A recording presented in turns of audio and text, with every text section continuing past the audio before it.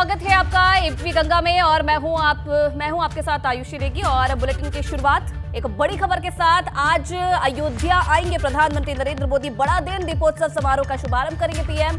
राम की पैड़ी पर आयोजित भव्य दीपोत्सव में शामिल होंगे और इसी के साथ साथ सीएम योगी आदित्यनाथ भी पीएम के साथ मौजूद रहेंगे। पीएम श्री राम लला विराजमान का दर्शन पूजन करेंगे। श्री राम कथा पार्क में प्रतीकात्मक राज्याभिषेक करेंगे। नया घाट पर सरयू जी की आरती भी पीएम की तरफ से की जाएगी। ग्रीन एंड डिजिटल फायरवर्क्स का अवलोकन करेंगे। इस साल दीपोत्सव का छठा संस्करण आयोजित हो रहा है और इसे और भव्य बनाने की तैयारी जोरों पर की गई थी। आज वो दिन है जब दीपोत्सव मनाएगा अयोध्या और आज खुद प्रधानमंत्री नरेंद्र मोदी इसके साक्षी रहने वाले हैं। खुद इस दीपोत्सव कार्यक्रम की शुरुआत करेंगे प्रधानमंत्री नरेंद्र मोदी और 17 लाख से ज्यादा दियों से आज जगमग होगी अयोध्या। तमाम तैयारियां पूरी कर ली गई है श्री राम के आगमन की और इंतजार है उस घड़ी का जब श्री राम का स्वागत किया जाएगा अयोध्या वासियों की तरफ से। इस दिन को खास बनाने की तैयारी की गई है और आज उत्तर प्रदेश खुद का ही रिकॉर्ड तोड़ने वाला है। 17 लाख दियों से आज अयोध्या जगमग होगी। प्रधानमंत्री नरेंद्र मोदी आज अयोध्या में इस दीपोत्सव कार्यक्रम में शामिल होंगे। साथ ही साथ सीएम योगी आदित्यनाथ भी आज अयोध्या में ही मौजूद रहेंगे। नया घाट पर सरयू जी की आरती करेंगे। ग्रीन एंड डिजिटल फायरवर्क्स का अवलोकन भी पीएम की तरफ से किया जाएगा और इसी के साथ श्री राम जन्मभूमि तीर्थ क्षेत्र स्थल का निरीक्षण भी करेंगे। और इस साल अगर बात की जाए तो दीपोत्सव का छठा संस्करण का आयोजन हो रहा है। तो श्री राम कथा पार्क में प्रतीकात्मक राज्याभिषेक भी प्रधानमंत्री की तरफ से किया जाएगा। तो ये कार्यक्रम आज प्रधानमंत्री नरेंद्र मोदी का रहने वाला है जो कि आज अयोध्या में दीपोत्सव कार्यक्रम में शामिल होंगे। यहां पर तमाम कामों का अवलोकन भी करेंगे, श्री राम लला के दर्शन करेंगे और इसके बाद दीपोत्सव कार्यक्रम का शुभारंभ करेंगे।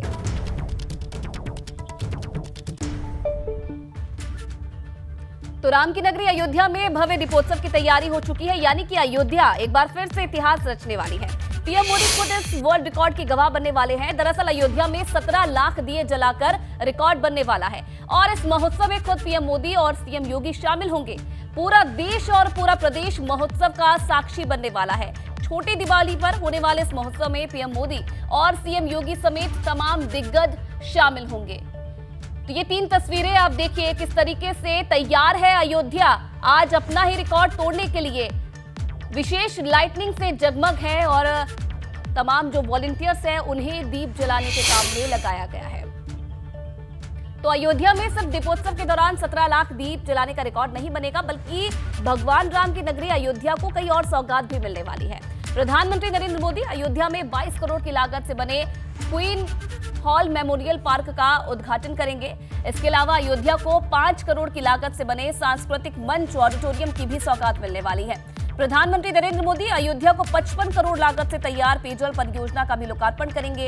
इसके साथ ही 64 करोड़ रुपयों की लागत से तैयार 50,000 लीटर प्रतिदिन क्षमता वाले डेयरी यूनिट को भी जनता को आज समर्पित किया जाएगा।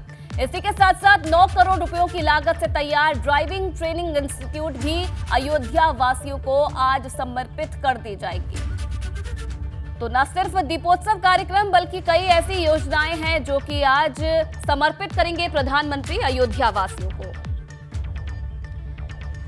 और देखिए इस पूरे कार्यक्रम पर सीएम योगी ने बारीकी से नजर रखी है। अब आपको बताते हैं कि सीएम योगी होने वाले दीपोत्सव को लेकर कब क्या करने वाले हैं। सबसे पहले बताते हैं आपको 12:15 पर लखनऊ से प्रस्थान करेंगे सीएम योगी आदित्यनाथ और फिर 12:45 पर हेलीपैड रामकथा पार्क अयोध्या पर उनका आगमन होगा। 12:50 पर हेलीपैड से अयोध्या स्थलीय निरीक्षण करते हुए प्रस्थान करेंगे और उसके बाद 1:50 पर आगमन होगा सरयू अतिथि गृह में सीएम का। उसके बाद 3:05 पर रामकथा पार्क में जाएंगे सीएम योगी आदित्यनाथ और 3:05 से 3:10 तक शोभा यात्रा का अवलोकन सीएम की तरफ से किया जाएगा। 3:10 से 3:20 तक श्री राम, सीता और लक्ष्मण के स्वरूपों का अवतरण और भरत मिलाप करेंगे और उसके बाद 3:20 से 3:35 तक श्री राम दरबार के साथ साथ रामकथा पार्क में मुख्य कार्यक्रम श्री राम जानकी का वंदन पूजन होगा। 3:35 पर प्रस्थान होगा रामकथा पार्क से। उसके बाद हेलीपैड साकेत डिग्री कॉलेज पर आगमन होगा। 3:45 से 4:20 तक प्रधानमंत्री का आगमन होगा। स्वागत अभिनंदन होगा साकेत डिग्री कॉलेज में, खुद सीएम मौजूद रहेंगे।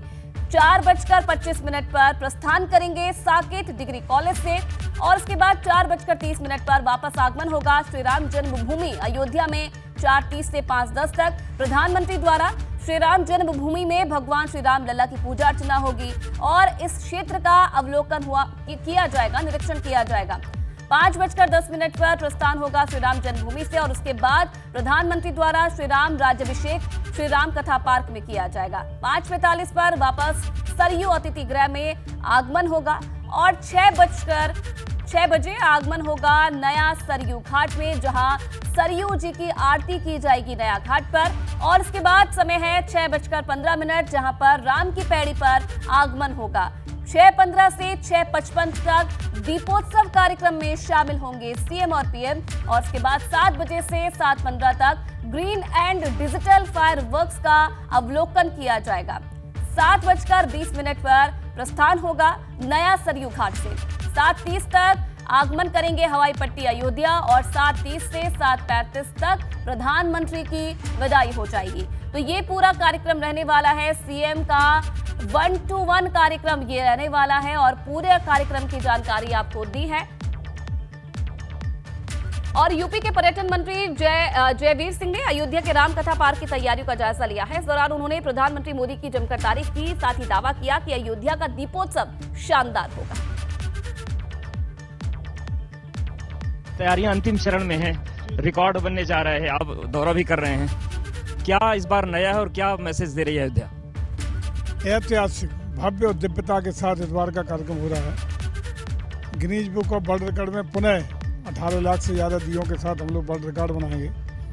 माननीय प्रधानमंत्री जी हमारे देश के लोकप्रिय और विश्व के लोकप्रिय नेता इस कार्यक्रम पूरे कार्यक्रम के साक्षी बनेंगे। ये बहुत बड़ी हमारे लिए गौरवपूर्ण क्षण होंगे और मैं समझता हूँ कि इस बार का जो कार्यक्रम है उसमें एक बार महसूस होगा लोगों का कि जिस प्रकार से त्रेता युग में भगवान राम लंका पर विजय प्राप्त करके असत्य पर सत्य की जीत प्राप्त करके आए थे, वही एक अलौकिक मुझे लगता वातावरण यहाँ बनता हुआ दिखाई पड़ेगा, जिसमें पूरे साक्षी बनेंगे। पूरे देश के विभिन्न श्रद्धालु जो आ रहे हैं लगभग वो सब साक्षी बनेंगे और इस अभूतपूर्व कार्यक्रम का न सिर्फ देश में प्रदेश में बल्कि विश्व स्तर पर इसका संदेश जाएगा और भारत विश्व गुरु बनने की दिशा में एक और कदम आगे बढ़ाने में अपना आगे बढ़ाएगा। ग्लोबल लेवल पर जिस तरीके से भारत की ब्रांडिंग हो रही है, जो अयोध्या का दीपोत्सव अंतर्राष्ट्रीय स्तर पर पहचान हो गई है, अगले भी चरणों के लिए आप लोग तैयारी कर रहे हैं कि अब इसमें अंतर्राष्ट्रीय पर्यटक भी आए, धार्मिक पर्यटन और बढ़े, क्योंकि अयोध्या को विश्व पर्यटन स्थल का राजधानी बनाने की बात चल रही है। जिस तरीके से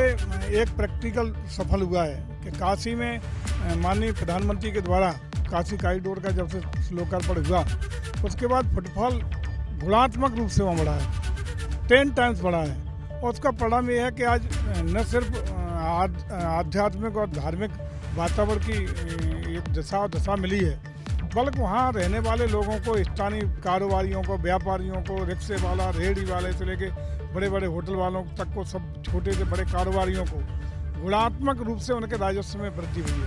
इससे न सिर्फ आम लोगों को खुशहाली आएगी, बल्कि मैं समझता हूँ कि हमारे राजस्व में भी अभूतपूर्व वृद्धि होगी।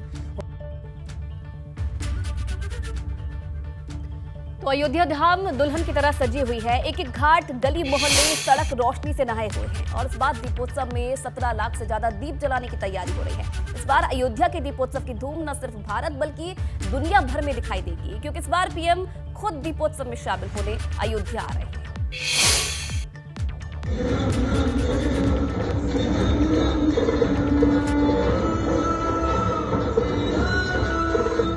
ये दीपोत्सव की भव्यता का ट्रेलर है, दिव्यता की एक झलक जो अब आकार ले रही है।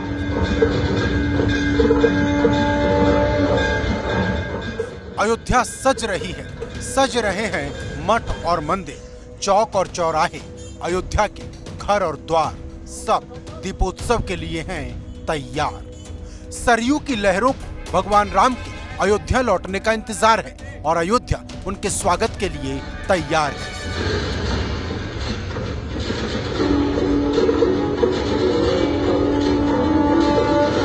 अयोध्या में दीपोत्सव की तैयारियों के बीच कई द्वार बनाए गए हैं, जो कि रामायण के अलग अलग किरदारों को ध्यान में रखकर तैयार किए गए हैं।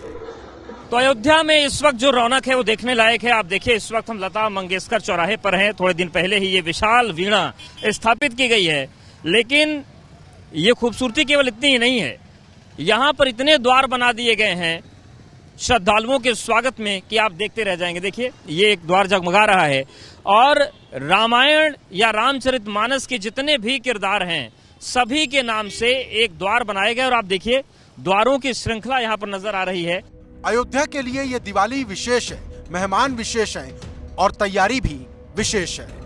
इस साल भगवान राम की नगरी करीब 17 लाख दियों से रोशन होगी और उसके साक्षी बनेंगे प्रधानमंत्री नरेंद्र मोदी। 23 अक्टूबर को पीएम मोदी का हेलीकॉप्टर साकेत महाविद्यालय में बनाए गए हेलीपैड पर उतरेगा। शाम 5 बजे वो रामलला के दर्शन करेंगे। इसके बाद राम जन्मभूमि तीर्थ क्षेत्र में निर्माण कार्य का जायजा लेंगे। 5:45 पर भगवान श्री राम के स्वरूपों का राज्याभिषेक करेंगे और शाम 6:30 बजे सरयू आरती में शामिल होंगे, जबकि शाम 6:45 बजे दीपोत्सव में शामिल होंगे। प्रधानमंत्री दीपोत्सव का पहला दीप जलाएंगे। 5 अगस्त 2020 को राम मंदिर के शिलान्यास के बाद ये पहला मौका होगा जब प्रधानमंत्री अयोध्या पहुंचेंगे। अयोध्या दौरे पर प्रधानमंत्री कई परियोजनाओं का लोकार्पण और शिलान्यास करेंगे। देखिए, दीपावली के अवसर पे वो अयोध्या पहुंच रहे हैं, बहुत अच्छी बात है। और प्रधानमंत्री नरेंद्र मोदी जी देश के हर स्टेट में जाते हैं, देश के हर कोने में भ्रमण कर रहे हैं। पूरे देश को उन्होंने एक सूत्र में पिरोने का काम किया है और जिस तरीके से उनके कार्य से आज हमारा देश आगे बढ़ रहा है, ये निश्चित तौर पे बहुत प्रशंसा का विषय है। प्रधानमंत्री 66 परियोजनाओं का लोकार्पण करेंगे। नगर विकास, दुग्ध विकास, लोक निर्माण, पर्यटन समेत कई विभागों की योजनाओं का लोकार्पण करेंगे। साथ ही कई परियोजनाओं का शिलान्यास भी करेंगे। बीते कुछ वर्षों में अयोध्या विकास का नया अध्याय लिख रही, जिससे स्थानीय लोग काफी खुश हैं। दीपोत्सव की चमक हर किसी को अपनी ओर आकर्षित कर रही। रामकथा पार्क के पास सैंड आर्ट के जरिए भगवान राम के जीवन के कई प्रसंगों को दिखाया गया है, जो आकर्षण का विषय बना है। इस साल दीपोत्सव पर 17 लाख दीप प्रज्वलित करने का लक्ष्य है, जिसमें से 14 लाख दीप राम की पैड़ी पर रोशन होंगे, जिनकी रोशनी में अयोध्या एक अलग रूप में निखर कर सामने आएगी। Bureau report, ABP Ganga. और चलिए आगे बढ़ेंगे। बड़ी खबर आपको बता दें, वाराणसी से खबर आ रही है। खजाने वाली देवी का दरबार आज से खुल जाएगा। भक्त मां अन्नपूर्णा के आज से अद्भुत दर्शन कर सकेंगे। देवी मां के दर्शन कर खजाना पा सकेंगे श्रद्धालु और भक्तों में बांटने के लिए 5 लाख सिक्कों की व्यवस्था इस बार की गई है। तो ये बड़ी जानकारी मिल रही है वाराणसी से, जहां आज खजाना वाली देवी के दरबार आज से खुल जाएंगे दर्शन के लिए और श्रद्धालु आज मां के दर्शन आज से कर सकते हैं। वाराणसी से खबर है। वाराणसी का प्रसिद्ध मंदिर है खजाने वाली देवी। भक्तों को मां अन्नपूर्णा के आज से अद्भुत दर्शन हो सकेंगे। इसके लिए तमाम व्यवस्थाएं की गई है और देवी मां के दर्शन करके आज से जो श्रद्धालु हैं वो खजाना पा सकते हैं। भक्तों में बांटने के लिए 5 लाख सिक्कों की व्यवस्था इस बार की गई है। तो वाराणसी का प्रसिद्ध मंदिर है खजाने वाली देवी का मंदिर और भक्त दूर दूर से यहाँ दर्शन के लिए आते हैं। आज से मां के दर्शन कर पाएंगे श्रद्धालु।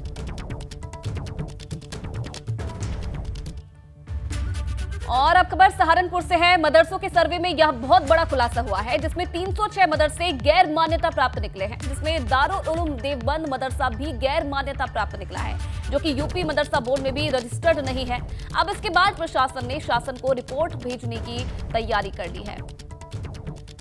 तो विश्वविख्यात दारुल उलूम देवबंद भी गैर मान्यता प्राप्त निकला है। शासन को रिपोर्ट भेजेगी प्रशासन की टीम, जिस पर आगे कार्रवाई करने की तैयारी भी हो सकती है। कि जिला सहारनपुर में टोटल 5 तहसीलें हैं, जिसमें टोटल गैर मान्यता प्राप्त मदरसा जो है 306 ट्रेस हुए हैं, जिनकी सूचना निर्धारित प्रारूप पर सूचना जो है शासन को भेज दी गई। दारुल उलूम भी गैर मान्यता प्राप्त है। हमारे यहाँ से मदरसा बोर्ड से उसकी जो है मान्यता नहीं है। मदरसा बोर्ड से मान्यता न होने से बस ये है कि उनको विभाग में जो योजनाएं संचालित हैं, जैसे स्कॉलरशिप हुआ, आधुनिकरण के तहत जो 3 टीचर दिए जाते हैं, उनकी सैलरी जो है विभाग देता है, उन सब योजनाओं से जो है वो लोग वंचित रह जाएंगे। तो जिस मदरसे की बात को पत्थर की लकीर माना जाता था, जहां से अब तक 1 लाख से ज्यादा बार फतवे जारी हुए, वो मदरसा सर्वे की कसौटी पर फेल हो गया। हम बात कर रहे हैं दारुल उलूम देवबंद की, जिस पर अब कार्रवाई की तलवार लटकने लगी है, क्योंकि यूपी में जो गैर मान्यता प्राप्त मदरसे हैं उनमें सबसे बड़ा नाम दारुल उलूम देवबंद का है।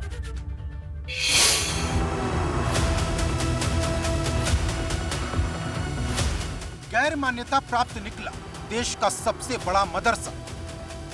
दारुल उलूम भी गैर मान्यता प्राप्त है। हमारे यहाँ से मदरसा बोर्ड से उसकी जो है मान्यता नहीं है। दारुल उलूम देवबंद पर लटकी तलवार, अब क्या फैसला लेगी सरकार? क्या देश का सबसे बड़ा मदरसा गैर मान्यता के चल रहा है? क्या 1 लाख से ज्यादा फतवे जारी करने वाला मदरसा 12 सवाल की कसौटी पर फेल हो गया? ये सवाल सहारनपुर प्रशासन की उस रिपोर्ट के बाद खड़े हो गए हैं जिसमें 306 मदरसे गैर मान्यता के चलते हुए मिले, जिसमें सबसे बड़ा नाम दारुल उलूम देवबंद का है, जो बिना रजिस्ट्रेशन के सरकारी सहायता के बिना दूसरे स्रोतों से आने वाले चंदे से चल रहा। क्योंकि जब सर्वे में दारुल उलूम देवबंद से उसका इनकम ऑफ सोर्स पूछा गया तो ज़कात को अपना सोर्स ऑफ इनकम बताया। कि जिला सहारनपुर में टोटल 5 तहसीलें हैं, जिसमें टोटल गैर मान्यता प्राप्त मदरसा जो है 306 ट्रेस हुए हैं, जिनकी सूचना निर्धारित प्रारूप पर सूचना जो है शासन को भेज दी गई। दारुल उलूम भी गैर मान्यता प्राप्त है। हमारे यहाँ से मदरसा बोर्ड से उसकी जो है मान्यता नहीं है। मदरसा बोर्ड से मान्यता न होने से बस ये है कि उनको विभाग में जो योजनाएं संचालित हैं, जैसे स्कॉलरशिप हुआ, आधुनिकरण के तहत जो 3 टीचर दिए जाते हैं, उनकी सैलरी जो है विभाग देता है, उन सब योजनाओं से जो है वो लोग वंचित रह जाएंगे।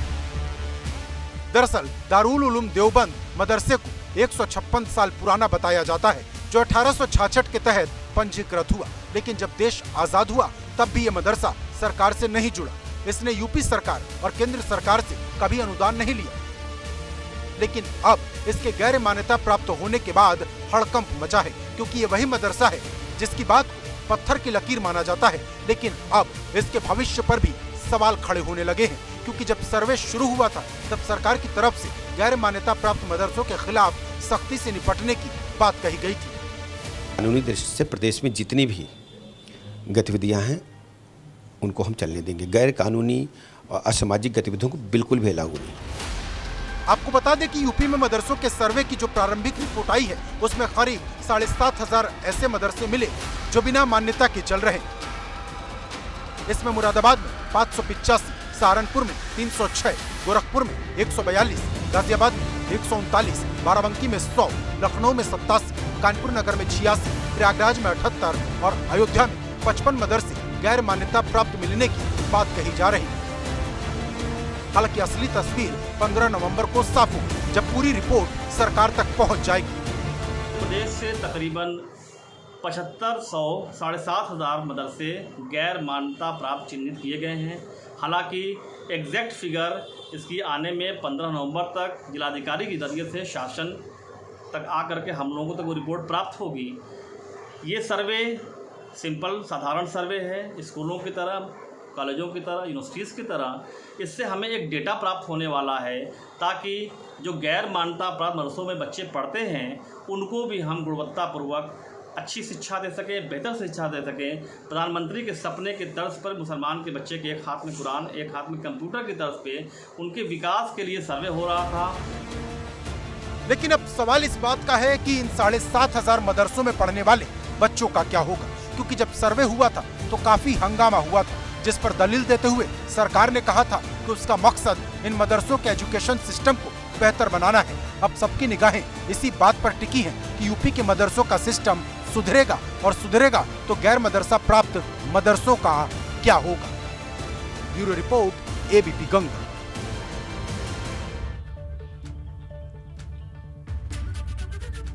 और चलिए आगे बढ़ेंगे। एक मऊ से बड़ी खबर आपको बता दें, मुख्तार अंसारी पर प्रशासन का शिकंजा। मुख्तार के बेटों की संपत्ति कुर्क करने के आदेश जारी हो गए हैं। डीएम अरुण कुमार ने ये आदेश जारी किए हैं। अवैध संपत्ति को चिन्हित कर अब कुर्की की कार्रवाई होगी। लगभग 7 करोड़ 51 लाख की संपत्ति कुर्क की जाएगी। तो ये बड़ी जानकारी मिल रही है।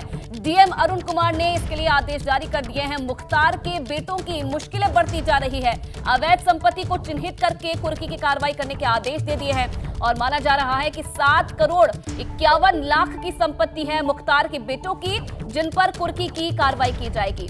तो मुख्तार अंसारी की मुश्किलें लगातार बढ़ती जा रही है। अब प्रशासन ने बेटों पर शिकंजा कसा है। आदेश इसके लिए जारी हो गए हैं और जल्द ही कुर्की की कार्रवाई शुरू हो जाएगी। 7 करोड़ से अधिक की अवैध संपत्ति बताई जा रही है, जिसे चिन्हित करके प्रशासन की तरफ से इस पर कुर्की की कार्रवाई की जाएगी।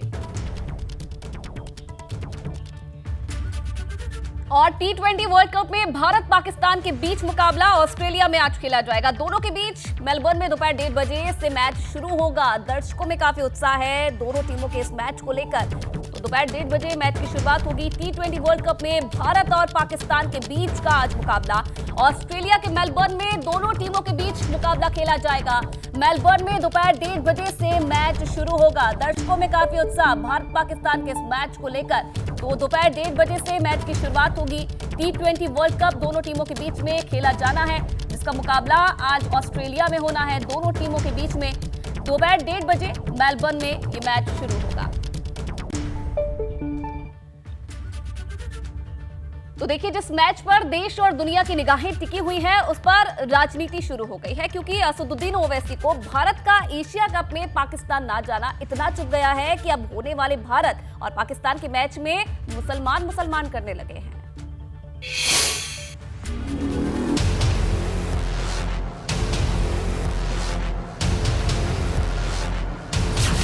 भारत पाकिस्तान मैच पर ओवैसी की पतंगबाजी।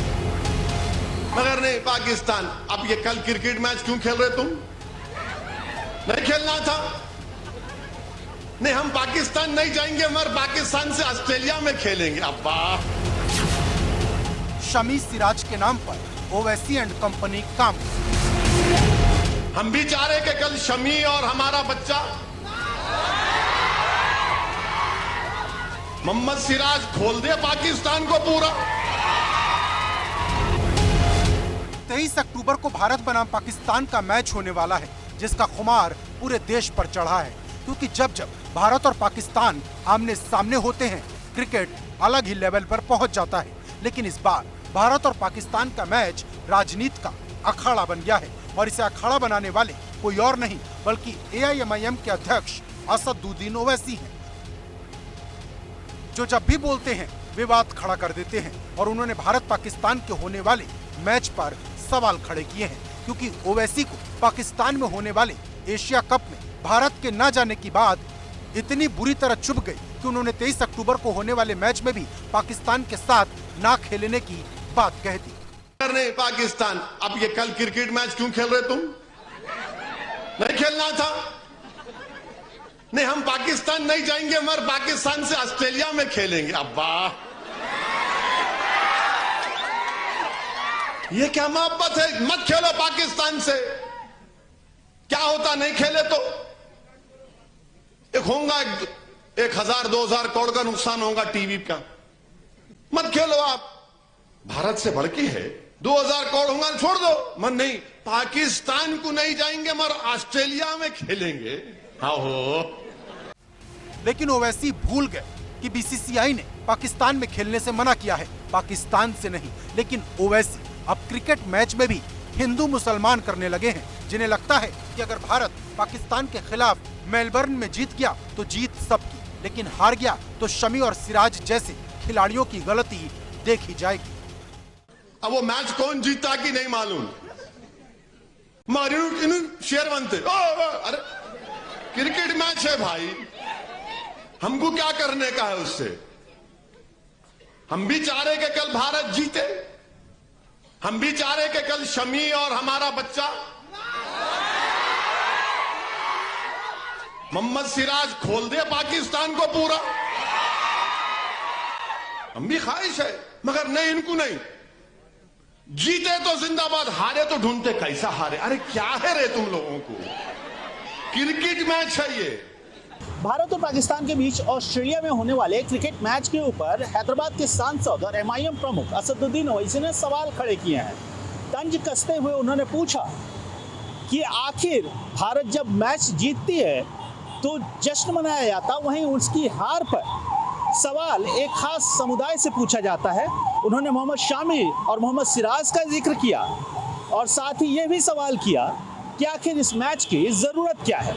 ओवैसी के अब इसी बयान पर राजनीति गर्मा गई है। सवाल बड़ा है, क्या क्रिकेट को राजनीति के चश्मे से देखना सही है? क्योंकि ये सही है कि जो क्रिकेट प्रेमी होते हैं वो हार पर सवाल उठाते हैं, और जब यही खिलाड़ी अच्छा खेलते हैं तो दिल खोलकर प्यार भी लुटाते हैं। लेकिन ओवैसी और उनके जैसे तमाम सियासतदान ये बात भूल जाते हैं। Bureau report, ABP Ganga.